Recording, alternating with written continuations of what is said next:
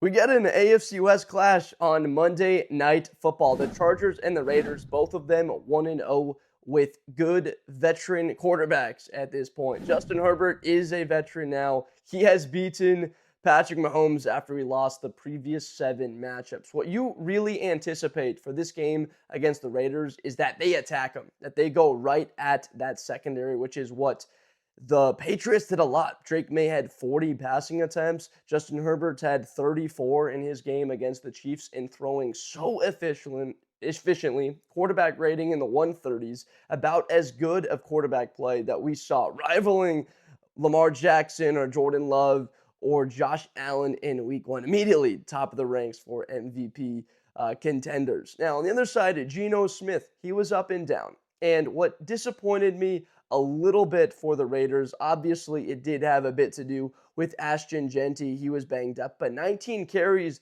for 38 yards. It was surprising that they were not able to run the football all that well against New England. You got to give credit. They got Milton Williams there up front, Christian Gonzalez in the secondary coming in to make tackles. But Geno Smith, that interception that he had, we need him to be more efficient, take care of the football better. In a game against the Los Angeles Chargers, we cannot have those mistakes. Where I was impressed in the not the secondary, but in the front 7, Devin White. We haven't had the chance to hear the name Devin White in a long time. He was a focal point of that Tampa Bay Buccaneers 2020 Super Bowl team. That was 5 years ago. 11 tackles in this game against the Patriots. He was everywhere, flying around, showing his speed very much so like he did back in his college days. Now, what do we expect from the Raiders going into this week 2 matchup? Well, first of all, we have to know the extent of the health. As of the recording of this video, it looks like Ashton Jeanty is going to play, so that is what I will base everything off of. Right, Brock Bowers had the knee. He's questionable for this game, but I'm going to assume that Bowers and Jeanty will play. Now, where the prediction for this goes is that these guys need to get targets. They need to Jeanty needs to carry the football. Brock Bowers needs to get the football targeted his way 10 or 12 times. It is obvious that he is one of the best players already, if not the best at his position in the NFL. He got 8 targets, 103 yards, that one play down the left sideline, catching the ball and running. Incredible. Jacoby Myers, right, a guy that got 10 targets for 97, really showing off his ability. Tucker with that catch from Geno Smith for the first touchdown of the season.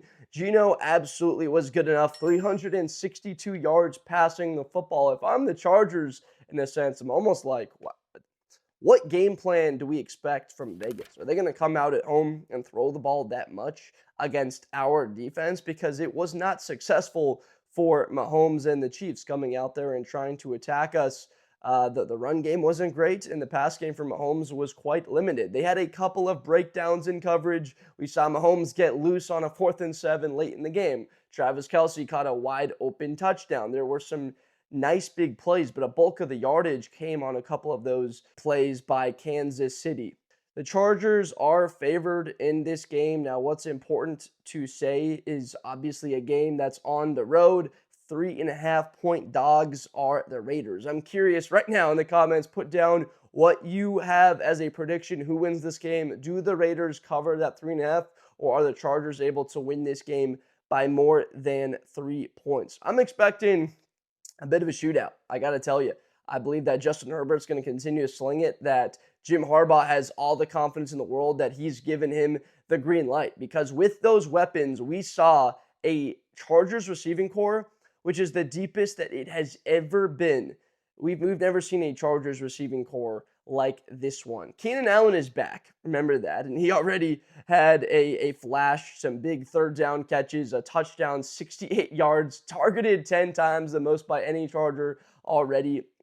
Quentin Johnston looked like he could be a great wide receiver. We saw the flashes at TCU, that team that went to the national championship. He got 7 targets, hauled 5 in, no drops, 80 yards and 2 touchdowns. Lad McConkey, 9 targets, 74 yards. These are just 3 guys. Remember, Omarion Hampton, productive catching the ball out of the backfield for North Carolina. Tyler Conklin, the tight end, 50 yards. They still have Trey Harris and Keandre Lambert-Smith. There's 6 guys on that offense now that can catch the football, that can be productive.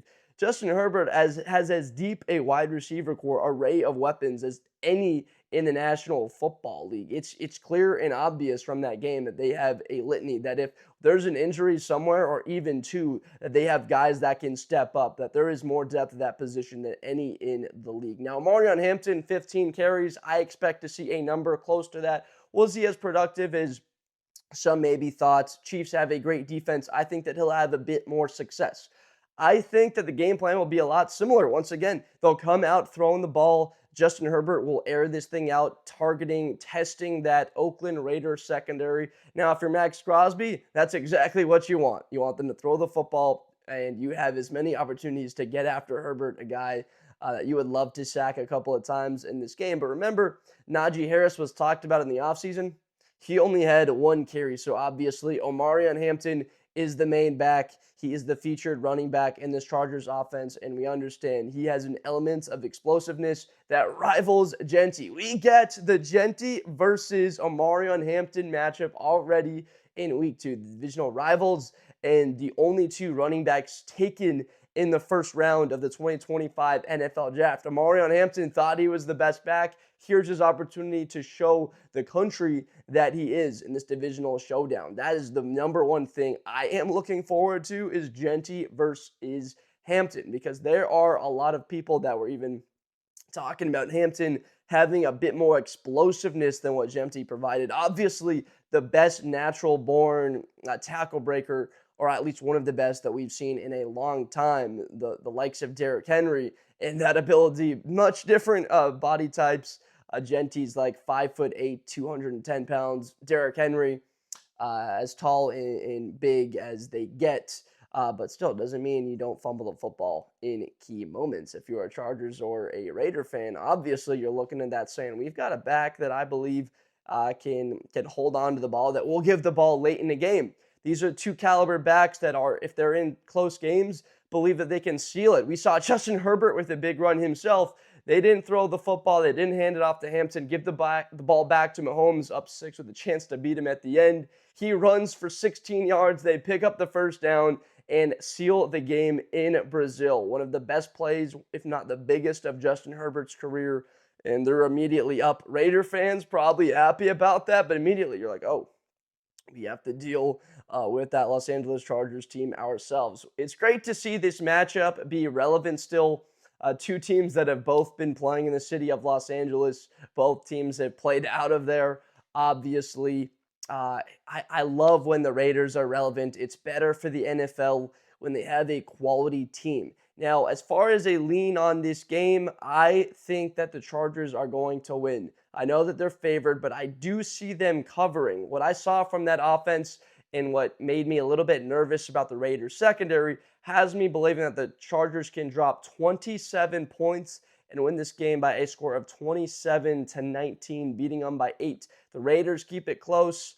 They're able to go toe-to-toe with Los Angeles. Raiders get it back with a chance to maybe tie it late, send the game to overtime, but not able to do it. We've got 2 Monday night games on Monday. The Bucs and the Texans are also playing, so obviously college football on Saturday, NFL Sunday, these games on Monday. Football is back and better than ever. Commanders, Packers on Thursday. This is the best season around. There's nothing better than football being back. You can argue that the summer's fun, but without the games, nothing compares to this.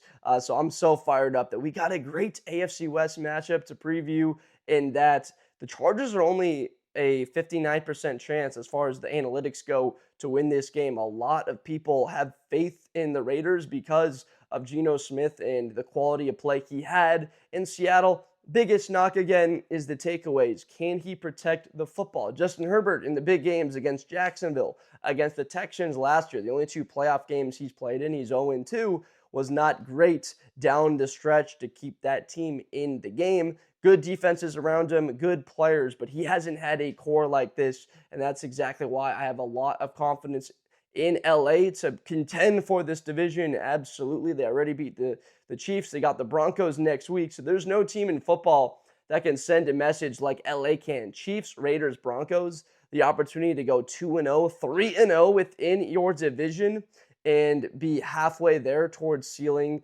and getting a divisional victory, something we haven't seen in a long time for LA. And winning that division, they absolutely could do it. It looked like week one. They have the team to do it, one of the best looking teams in week one. So let me know down below in the comments who you think wins this game and why. Do the Raiders and Jeanty show a lot more positive signs in the run game? Geno Smith gets it done, or does LA provide too much in your opinion? Let me know down below in the comments what you think. Please subscribe for more content in the future. We're so excited football is back that we can make football videos every day and get you the analysis and breakdowns, predictions of what will happen. So I will see you in the next one. Best player in college football. That Georgia and Ohio State game, New Year's Eve, is going to be a classic. Josh Blunder, hi everybody, I'm Josh Blunder. To the 40, 35, 30, Espinosa to the 20.